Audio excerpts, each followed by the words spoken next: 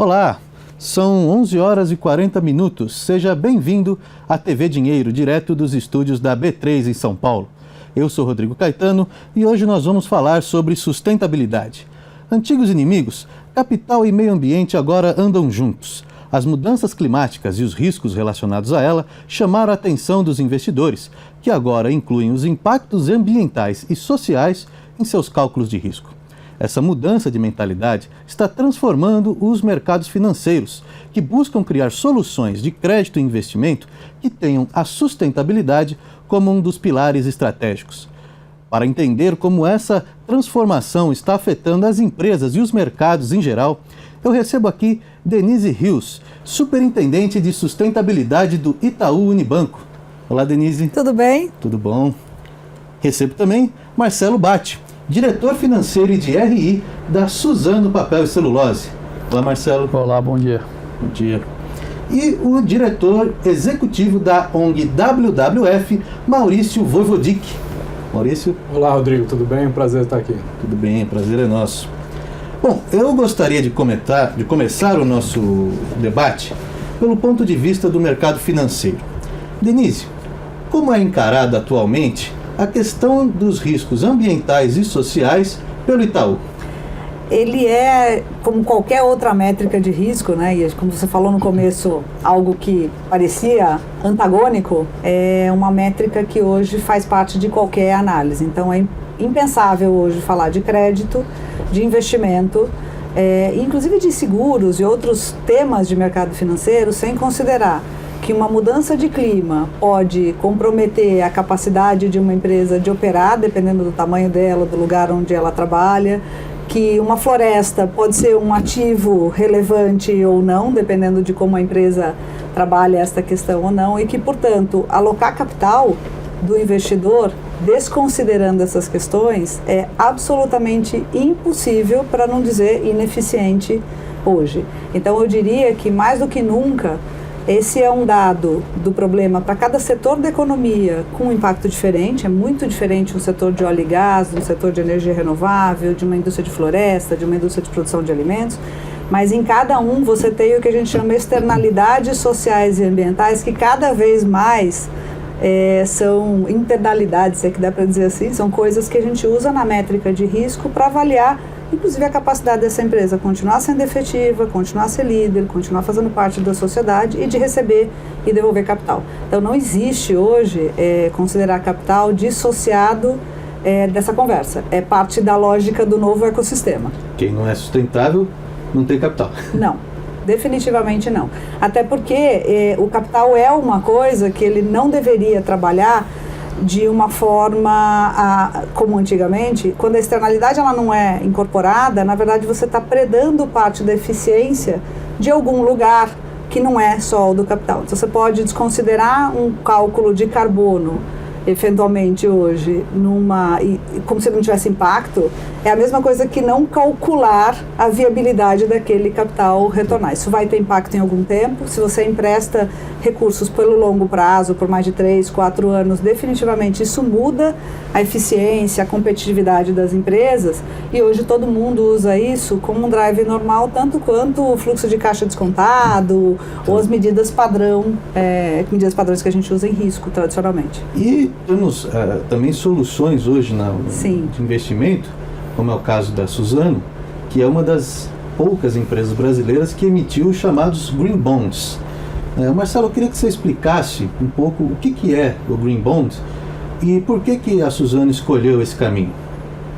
Muito bom. A gente fez, na verdade, 2 operações, uma no mercado internacional, outra no mercado doméstico, um Green Bond internacional e um CRA verde aqui no mercado doméstico, que são basicamente a mesma coisa do ponto de vista de estrutura. O que acontece é que a gente percebe cada vez mais, principalmente fora do Brasil, mas também aqui dentro do Brasil começando a aparecer, um apetite específico de investidores por papéis que têm uma certificação de sustentabilidade. Como nós, na Suzano, estamos numa indústria de recursos naturais, em que a questão da sustentabilidade está muito, vamos dizer, dentro do dia a dia da companhia, indissociável do negócio da companhia, a gente achou que para a gente seria muito natural entrar nesse mercado. Então, basicamente, para você emitir um Green Bond, um CRA verde, você está dizendo para o seu investidor, para aquele que vai comprar o papel de dívida que você está emitindo, duas coisas. Primeiro, que você tem práticas sustentáveis no seu dia a dia, como você opera a sua companhia, e aí tem uma opinião externa que vem verificar se de fato isso está acontecendo. E segundo, você se compromete a utilizar os recursos daquela captação para investimentos que sejam investimentos considerados verdes ou sustentáveis. No nosso caso também isso é muito natural, é uma companhia que o tempo todo está fazendo reflorestamento, está olhando questões de tratamento de efluente e outras coisas. Então, é uma combinação de um apetite do investidor por comprar papéis que tenham essa característica com a natureza da nossa companhia que permite que a gente acesse isso sem ter que fazer, na verdade, grandes mudanças naquilo que a gente já faz. Isso é uma oportunidade que hoje, pelo que eu tenho conhecimento, não se trata de um crédito mais barato, mas é uma oportunidade que você se posiciona de uma maneira a ter um melhor entendimento por parte dos investidores de que é uma empresa segura. Eu acho que não torna mais barato ainda, mas eu acho que um dia vai tornar. Porque o que a gente olha nas grandes casas de investimento globais é que cada vez mais eles têm pools específicos de dinheiro que só podem ser investidos em projetos desse tipo. Então, isso cresce muito mais, esse tipo de pool cresce mais do que a média. Então, em alguns anos, eu acredito que vai ter um pool de dinheiro disponível para esses projetos que não estará disponível para outras coisas e que, portanto, vai fazer com que a captação para empresas sustentáveis seja mais barata do que para empresas que não têm essa característica. E talvez no futuro vai se tornar até impossível para empresas que não consigam mostrar esse lado da sustentabilidade, das relações sociais, ter acesso a dinheiro, porque o investidor no fim do dia que compra um papel de dívida, ele quer ser pago de volta. Para ele ser pago, a gente emitiu o bond de 10 anos, nesse caso aí do Green Bond, daqui a 10 anos a empresa tem que estar lá, tem que estar existindo e tem que estar funcionando. E as práticas sustentáveis são uma garantia a mais para o investidor de que isso vai acontecer. Maurício, a WWF é, sem dúvida, uma das maiores e mais conhecidas ONGs que defendem o meio ambiente no mundo. Né? Diante desse cenário do capital, finalmente entendendo a sustentabilidade como um ativo, vamos dizer assim, você acha que ficou mais fácil a relação do terceiro setor com as empresas? Sem dúvida nenhuma, Rodrigo. Acho que a gente observa cada vez mais um amadurecimento de ambos os lados. Então, tanto do lado das ONGs que amadureceram e perceberam que não vão conseguir salvar o planeta sem um forte engajamento do setor privado e, portanto, estão aprendendo a dialogar com o setor privado, a se relacionar, a entender os termos e as perspectivas das empresas para conseguir dar avanços em relação a questões ambientais, quanto também do lado das empresas, me parece percebendo que cada vez mais não dá para tomar decisão dentro da sua empresa unicamente, que as empresas estão realmente se relacionando com a sociedade e a partir desse relacionamento é que decisões são tomadas melhor. Então, até entendimento de coisas como essa, de green bonds, de como incorporar questões de sustentabilidade nos investimentos ou numa atração de investimentos, é fundamental estar conectado com atores da sociedade, porque sustentabilidade, no final do dia, não é algo preto no branco. Você tem muito que estar dialogando, buscando soluções comuns e a partir dessas soluções comuns, que a gente fala multissetoriais, num diálogo aberto, tem que ter transparência, tem que estar aberto para escutar críticas e construir em cima delas. Então acho que é assim que se caminha junto e é isso que fortalece também esse mercado de investimentos sustentáveis, porque não é algo só do setor privado, mas que a sociedade civil, de certa forma, também está participando da discussão, está construindo juntos conceitos no entorno disso, e isso dá legitimidade, isso dá força para esse mercado crescer.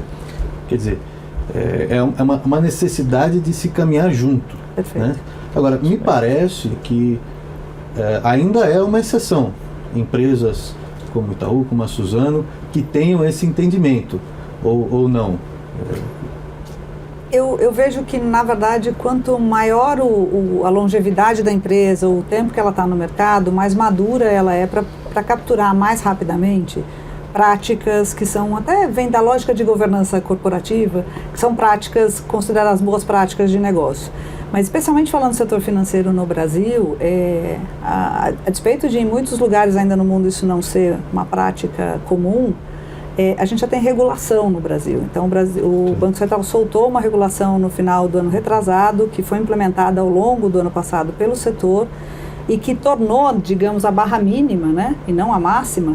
Acho que muitos bancos já estavam mais adaptados, outros ainda nem tanto, mas o setor como um todo elevou a barra mínima considerando essas questões como padrão de decisão de crédito, de risco, de investimento, inclusive de reporte. O reporte é muito interessante do ponto de vista de não só fazer um relatório bonito, mas olhar, por exemplo, capitais de forma integrada. É uma forma muito interessante de gerir a empresa com uma nova ótica. O Itaú, inclusive, é uma referência global no chamado relatório integrado. Exatamente. Né? Que traz isso, você trazer para o relatório financeiro os impactos sociais, ambientais. Conectados. Eu acho que é uma evolução no sentido de você incorporar a prática de gestão de sustentabilidade como um drive de decisão, como uma das notas de decisão, mas mais do que tudo, você olhar capital humano, capital social, capital manufatura, na verdade, que é uma lógica de cortar o balanço e ao invés de perguntar, por exemplo, quanto você investiu num setor onde é fortemente dependente de pessoas, né, um setor de serviços como o meu, quanto você investiu, por exemplo, em recursos humanos, ao invés de perguntar qual a sua atração e retenção desses talentos, que isso determina a capacidade de liderança que você vai ter no tempo, em 10, 15 anos. Então, essas são perguntas que elas começam a surgir à medida que a gente começa a gerir de forma mais integrada, um efeito do relato integrado, mas na verdade o reporte é a última parte da coisa e cada vez mais capacita a se falar do capital dessa forma que os investidores inclusive estão perguntando. Então acho que é uma maturidade geral do mercado e tem um momento muito especial para o Brasil, porque como a gente começou falando de risco, o Brasil é um lugar que também tem um lado de oportunidades, né, bem trabalhadas no tempo, que podem gerar um tremendo diferencial do ponto de vista de empresa, competitividade, posicionamento inclusive internacional nessa questão. Então a maturidade, acho que tanto do mercado, dos bancos, das empresas, das ONGs e tal, em promover esse ambiente para que isso se torne um conhecimento, digamos, padrão, né? Eu adoraria que a próxima métrica de risco na universidade a gente estivesse olhando dessas coisas tanto quanto as estatísticas normais. Mas é exatamente assim que vai caminhar.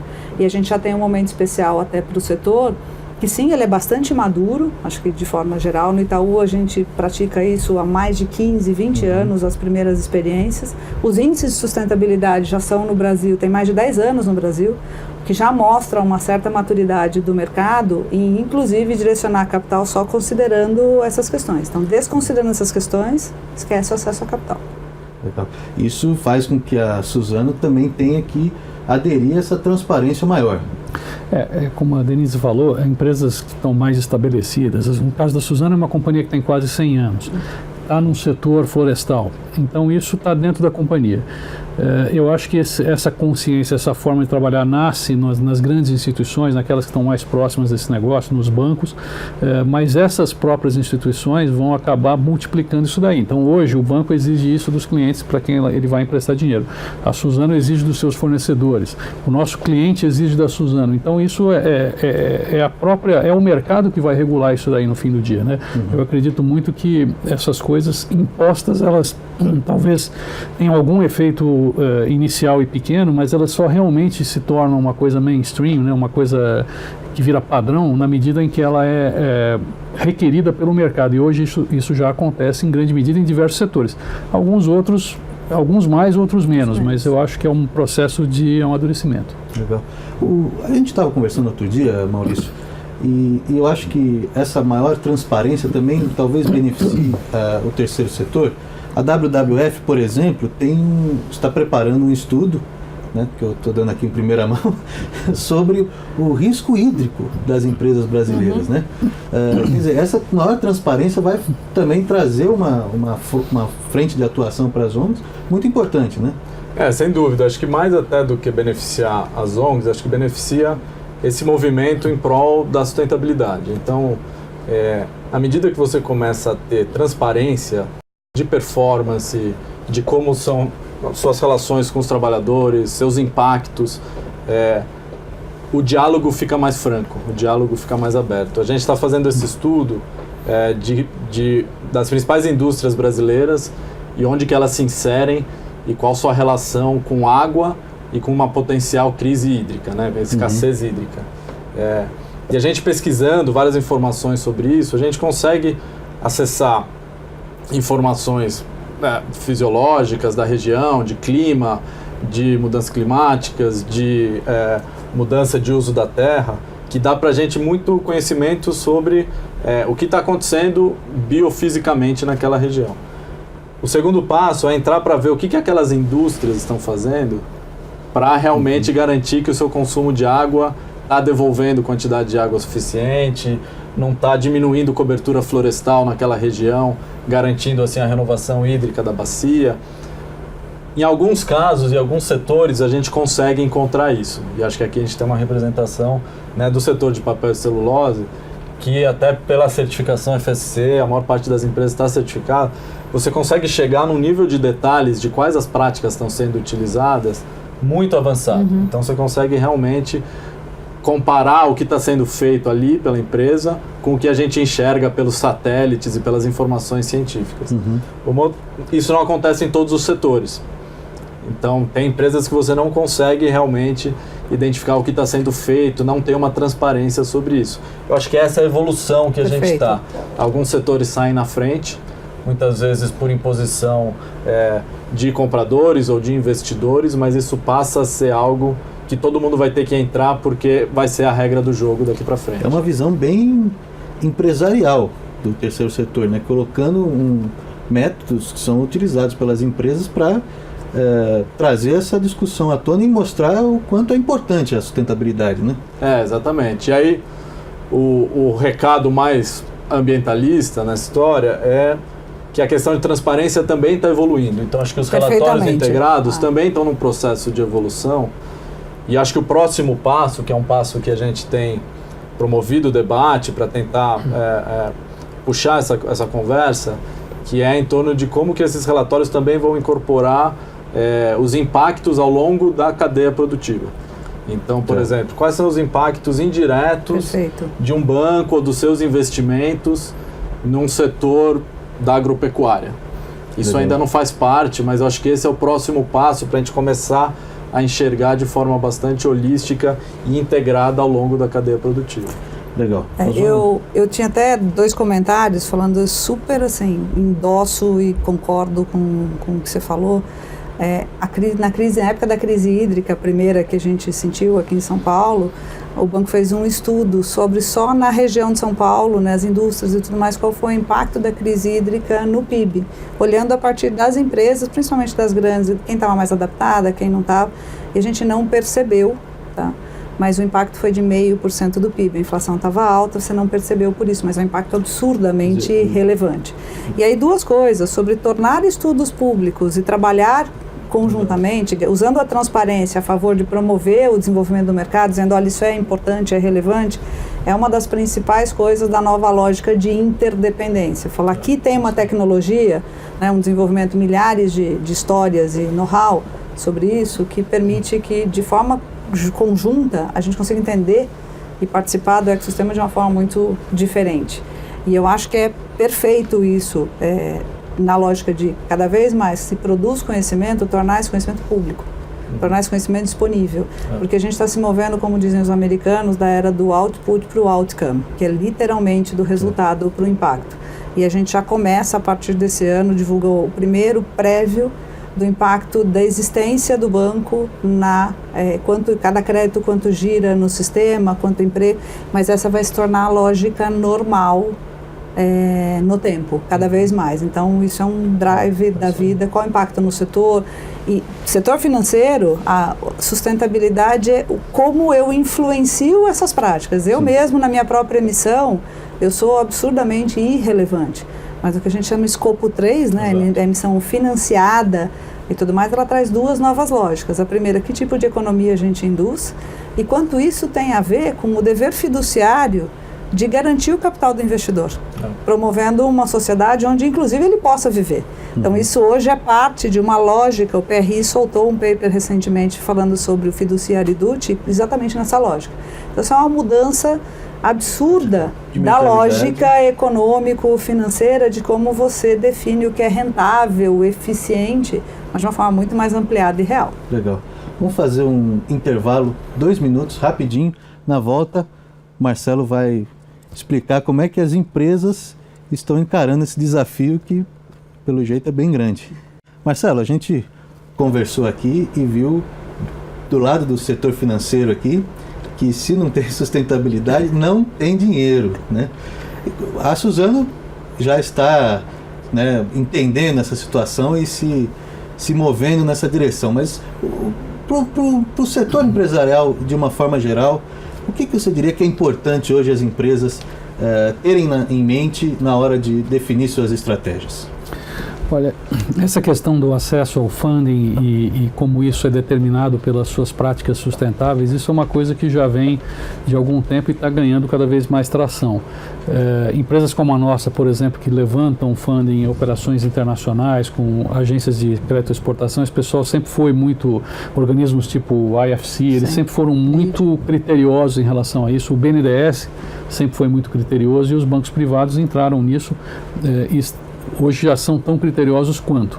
O mercado de capitais, com a história do Green Bond que a gente conversou, está indo pelo mesmo caminho. Então, isso vai elevando a barra ao longo do tempo daquilo que a gente precisa fazer para poder ter acesso àquilo. De um outro lado, a gente sofre a mesma pressão do lado dos nossos clientes. Os nossos clientes também querem saber de onde que veio a celulose e o papel que eu estou produzindo e entregando para eles. Então eu tenho que conseguir mostrar para eles com todo esse tracking que até que o Maurício mencionou aqui, que aquele papel que ele está comprando veio de uma árvore que foi plantada com práticas sustentáveis, que veio de uma floresta plantada e não numa floresta nativa, que foi plantada numa terra que estava licenciada adequadamente, que tinha uma reserva adequada como percentual da área total. Então, a gente sofre essas, vamos dizer, pressões positivas de todos os lados. Diferentes indústrias têm pressões maiores ou menores, mas eu acho que o setor privado não tem outra escolha a não ser se adaptar a isso e cada vez mais eu acho que não só ter as práticas sustentáveis e ter uma forma mais moderna de gerir os negócios, mas também conseguir ter a transparência necessária para poder mostrar para o mercado o que você está fazendo.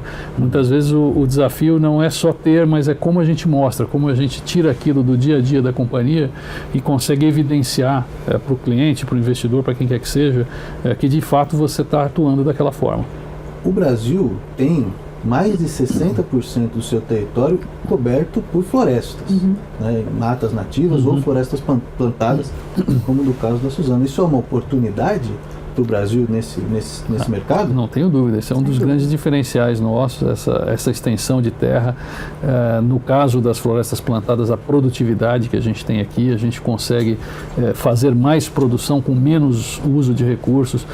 Toda a capacidade que as empresas brasileiras foram tendo no agronegócio, no negócio florestal ao longo do tempo de aumentar a sua produtividade, conseguir produzir mais unidades de alimentos ou de celulose, o que quer que seja, por unidade de terra. Isso são grandes diferenciais que a gente tem, tanto na extensão quanto na nossa capacidade de cada vez usar melhor aquilo que a gente tem e poder fazer com que aqueles recursos estejam disponíveis para uma variedade maior de utilizações ao longo do tempo. Eu acho que isso a gente já avançou muito, mas ainda tem muito pela nossa frente em relação a isso.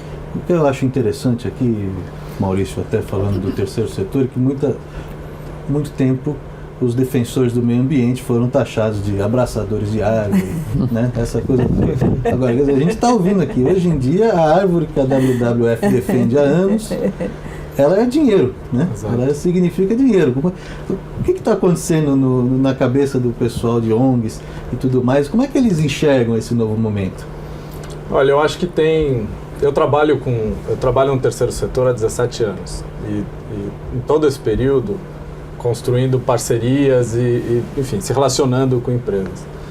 E acho que tem algumas coisas que ficaram claras, assim, o que é a receita de sucesso para a gente ter parcerias realmente que entre terceiro setor, empresas, setor financeiro, que realmente seja duradoura, que realmente dê certo.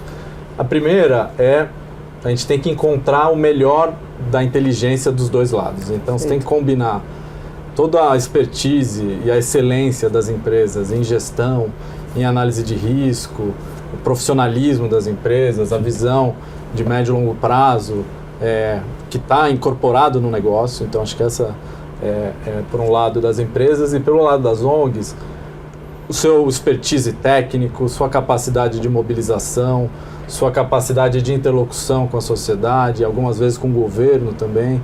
Então, ao tentar conseguir pegar a melhor dos dois lados, é aí que você tem que se pegar. Eu acho que essa é uma questão importante também, que é como que a gente encontra nessas relações onde que o objetivo é comum.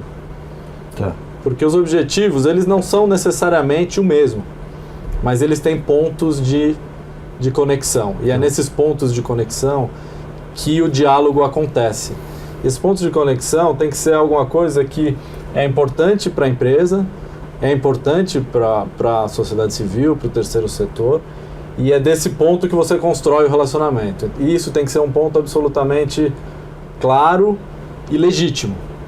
Não pode ficar só no discurso.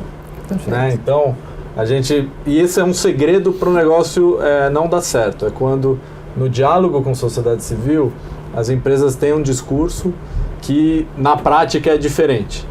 Então, todo um discurso, muitas vezes, voltado a questões de sustentabilidade, e às vezes a gente vê que, numa discussão no Congresso, aquela mesma empresa ou aquele mesmo setor defendeu uma medida provisória, como aconteceu agora essa semana, que aumenta o desmatamento na Amazônia e reduz áreas de conservação na Amazônia.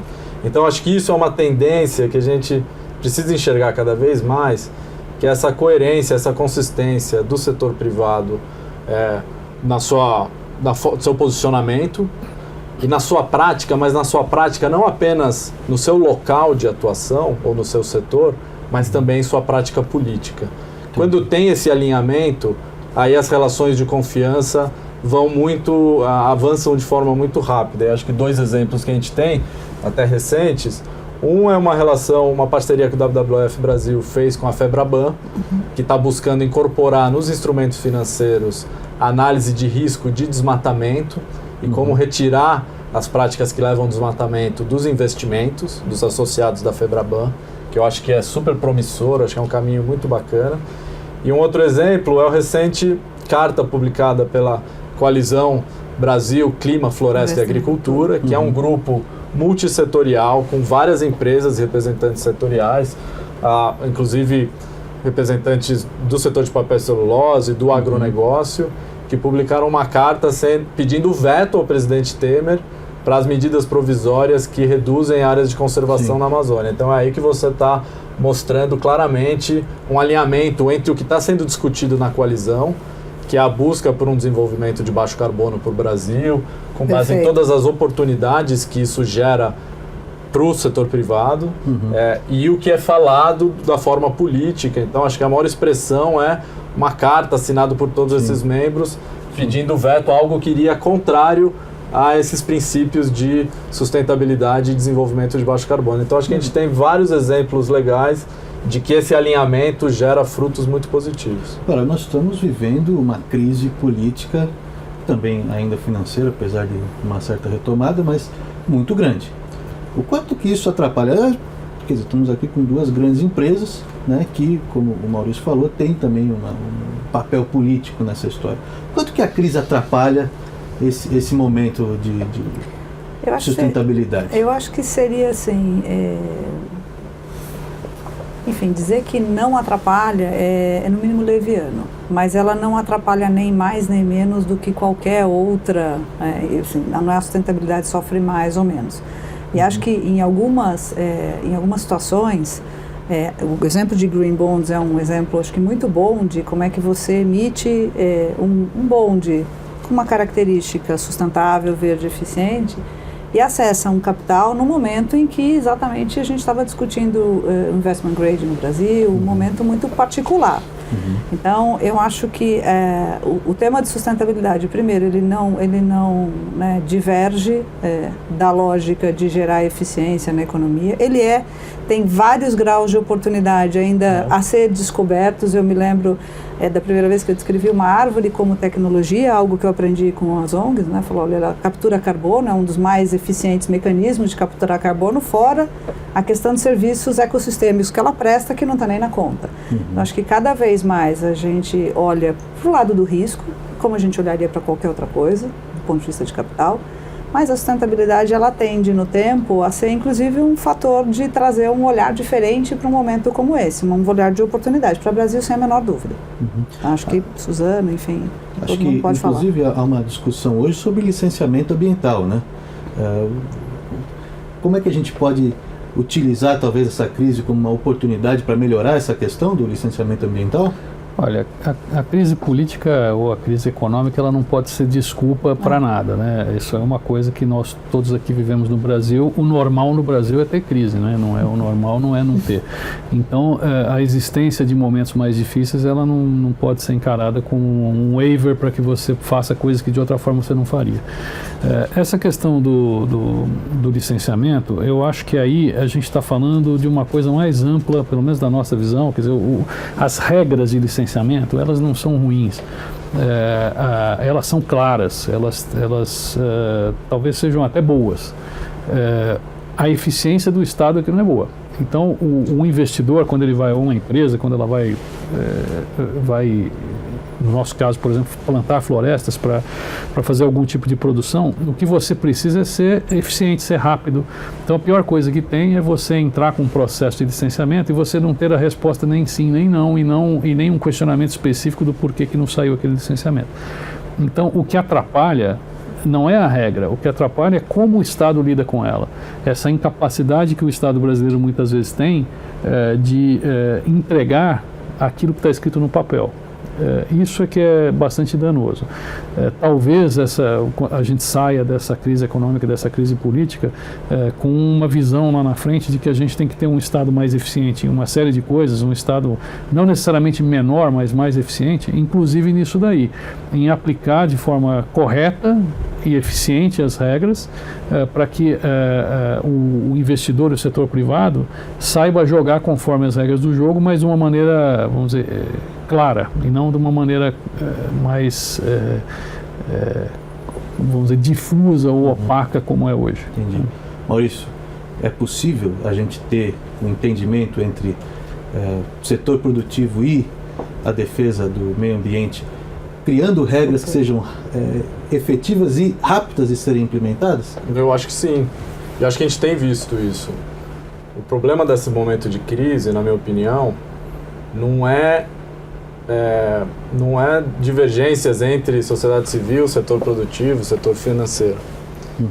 Nesses grupos, consegue sair com propostas, até para o tema de licenciamento, que é um tema difícil, técnico, mas com propostas que vê a perspectiva dos dois lados, ou seja, modernizando, aumentando a eficiência do licenciamento, mas garantindo salvaguardas ambientais, sociais, de modo a não aumentar o impacto de grandes projetos, por exemplo. Quando isso é colocado numa proposta, essa proposta entra no nosso Congresso, e esse é o problema de um momento como a gente está hoje, de uma instabilidade política muito grande.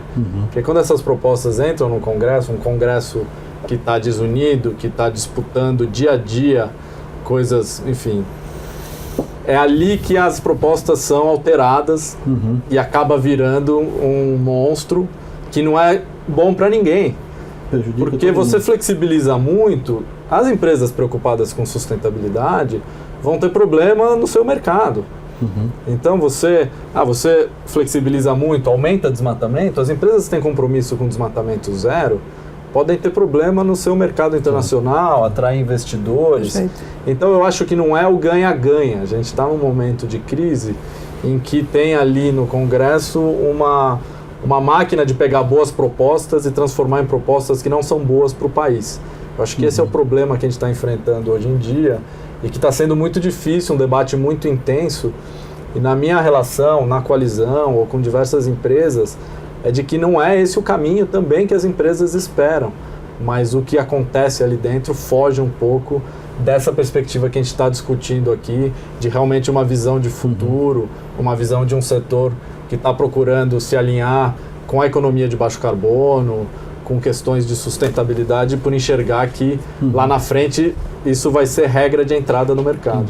Quer dizer, isso que eu acho interessante, e eu acho que é uma pergunta que o nosso leitor da Dinheiro, e a maioria das pessoas que trabalham no mercado financeiro, nas grandes empresas, é o seguinte: dá para ser sustentável e ganhar dinheiro? Eu diria que não dá ao contrário. É inimaginável que você vai discutir ganhar dinheiro sem considerar isso, porque e diria até que, considerando o cenário atual, a maturidade do Brasil, os exemplos que a gente viu aqui, qualquer coisa diferente disso não é eficiente, muito menos sustentável, se você está pensando só do ponto de vista de capital, ainda que você esteja pensando só do ponto de vista de capital. É absolutamente incompatível. Pode ser por um momento, mas o que eu acho que a principal diferença é esticar esse olhar e falar: dá para fazer uma coisa absurdamente financeira hoje, considerando sustentabilidade, só hoje, e amanhã você não vem. Porque, na verdade, assim, exatamente, você vai morrer amanhã, então pode fazer. Porque é a única coisa. Porque no tempo, isso é sobre competitividade, isso é sobre... Inclusive, eu falo que sobre liderança. Liderança, hoje em dia, é o desafio de permanecer na escolha desses públicos, seja para trabalhar com você, seja para acesso a capital, seja para ser seu fornecedor, seja para ser seu acionista, seja para, como sociedade, te permitir, como empresa, ser uma empresa que essa sociedade valoriza ou não. Fora disso, esquece. Isso é liderança. Eu não conheço uma empresa insustentável. Marcelo, que é diretor financeiro, você já viu alguma empresa insustentável? Ela dura pouco, né? Exatamente. E é isso mesmo, quer dizer, tem muitas coisas que você pode fazer no curto prazo para maximizar ganhos específicos ali, mas cada vez mais as pessoas têm consciência de que isso é de curto prazo, que os negócios não são feitos para ganharem dinheiro no mês que vem ou daqui 2 meses, eles são feitos para serem... 90 anos. Empresas como a Suzano, que tem quase 100 anos, o Itaú, que deve ter 90 anos. Então, ninguém chega nessa longevidade sem esse tipo de prática. Então, eu diria que assim, você tem que saber ganhar dinheiro usando as práticas corretas. E aí não estamos falando só de questões ambientais, estamos falando de questões sociais. A gente vai, quando instala uma unidade de uma empresa como a Suzano, que normalmente são unidades industriais grandes numa determinada cidade, você tem que olhar não só os aspectos ambientais, mas também os sociais, né? Aquelas pessoas vão conviver com você ali, muitas delas vão trabalhar na sua empresa, o caminhão nosso vai passar ali na comunidade onde ele mora, quer dizer, tem uma série de outras coisas que você tem que levar em conta que é tão importante quanto o ambiental, as questões de governança, como é que a companhia é gerida, tudo isso aí é que garante a longevidade do negócio. Então, eu acho que realmente dá para ganhar dinheiro por pouco tempo sem olhar para isso, cada vez menos tempo. E em setores como o nosso, onde os ciclos são longos, né, você planta uma árvore e ela vai produzir daqui 7 anos, nesse tipo de setor não dá. Ou você joga da maneira sustentável, usando a palavra para resumir todas essas questões ambientais, sociais e de governança, ou você não vai estar disponível daqui a alguns anos. Legal. Nós já estouramos nosso tempo muito. Né? Eu ia pedir rapidamente para algumas considerações finais. Maurício, o que você tem a dizer sobre dinheiro e sustentabilidade?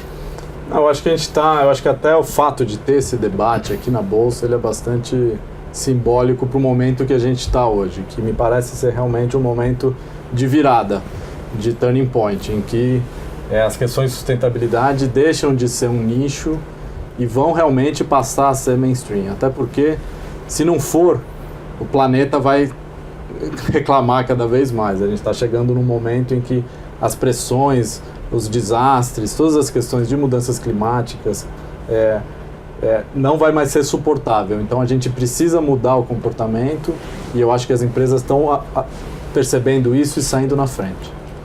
Marcelo.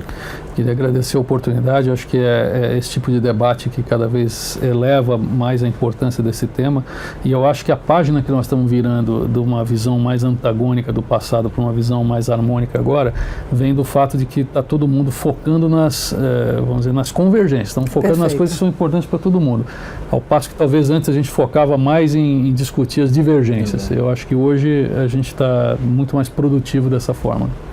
Vinícius. Eu acho que é a maturidade que a gente vive hoje e a lógica de como é que juntos, cada um de nós tem um capital intelectual que pode, combinado, pode ser que grandes soluções a respeito de água estejam trabalhando na Suzano, grandes coisas a respeito de florestas estão em só lugar, e a tecnologia financeira esteja aqui a favor, inclusive, de promover uma grande parte dessa questão de reflorestamento e toda de floresta no Brasil. Eu acho que esse momento é muito especial. A maturidade das pessoas que trabalham com essa lógica, com uma lógica de interdependência, é o que vai fazer isso ser padrão. Eu imagino que algum dia, eu espero, a gente esteja aqui daqui a alguns anos, onde a gente não tenha que discutir essas palavras como antagônicas, porque na prática elas já não são mais. Elas são, na verdade, assim, na pior das hipóteses, complementares, mas para não dizer que são essenciais. Não existe essa questão de, a gente comentava a princípio, de ou eu ganho dinheiro ou eu faço o que é certo. Você só vai ganhar dinheiro se fizer o que é certo, se você nunca antes, né? A gente vê um momento tão específico no Brasil onde fazer a coisa certa ou te garantisse uma visão, seja externa, seja interna, de que você é realmente diferenciado. E cada vez mais é assim. E volto a dizer, você não vai atrair talento, vender produto, fazer nada, se esse não for o padrão. Eu realmente espero que a nossa próxima conversa em 10 anos, a gente esteja falando, teve um dia que a gente discutiu dinheiro e sustentabilidade, ou um e outro. Mas essa era do junto, né, de fazer essa coisa funcionar do ponto de vista econômico. Eu adoraria que um dia isso não chamasse mais externalidades, né, mas parte da lógica normal. Se o teu negócio depende de uma coisa errada para funcionar, o teu negócio existe. É ruim. Não vai dar certo também. É verdade. Legal. Bom, esse foi o primeiro debate Dinheiro e Sustentabilidade. Nós estaremos de volta no dia 27 de junho. Enquanto isso, não deixe de acompanhar nossa coluna de sustentabilidade na revista Dinheiro e assine o nosso canal no YouTube. Obrigado, até a próxima.